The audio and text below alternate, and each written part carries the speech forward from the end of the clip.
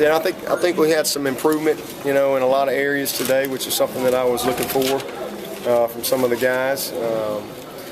Still not consistent enough overall, to be a championship team, which is the standard. That's our objective. But I thought Taj got a little better today. He's not been as consistent as I would like him to be this spring, and just not quite as dialed in. But today he responded, in a positive way. I just thought his leadership was much better today, and he made a couple mistakes, but he came back from those and responded, and that's what we need him to do. It's not a perfect game. He's not a perfect player.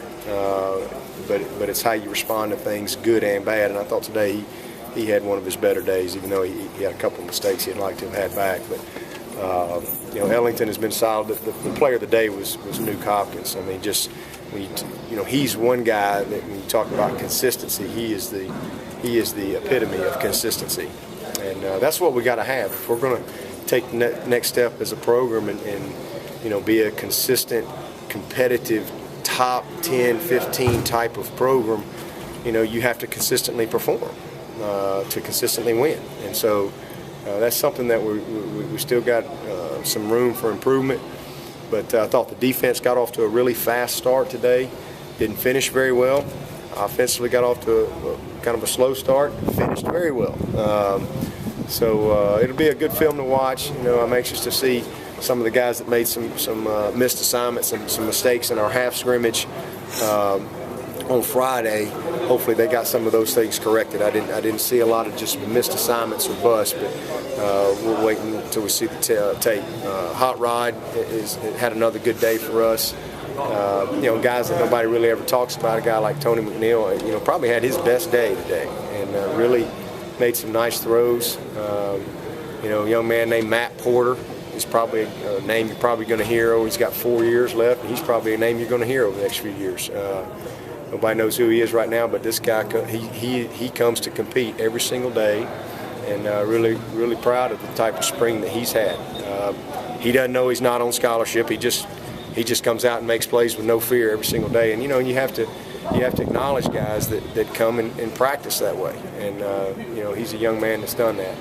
I thought up front, offensive line-wise today, we did some good things.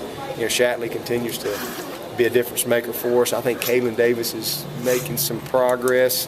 I think we're going to be okay by the time we get this thing going. I think we got a lot of competition and some guys that I think it's important to, but we got to improve our knowledge up front. But that's to be expected with as many young guys that we have.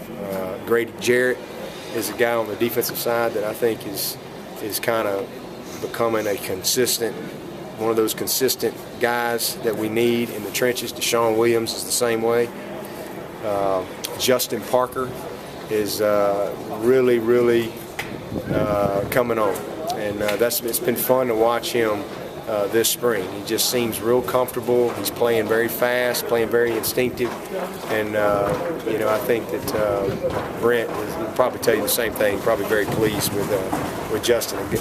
Two guys I'm real excited about is Darius Robinson and Breland. Darius is a guy that just gets better every single day. Every single day he'll make a mistake, but I thought he outcompeted number 2 today. And we all know what kind of a competitor number 2 is, but he's tired of getting beat, and that's what competitors do. They respond, and I think 2 has made 21 a better football player because 21 has made up his mind that he's gonna get better. And so I'm really pleased with what's happening in our secondary. Brewer, Meeks, those guys have had really good springs. Zach Brooks is another young talent that I'm excited about. So overall, a lot of good individual things, but right now not consistent enough as a team. Nowhere near where we need to be able to perform at the kind of level we're going to have to perform at come September.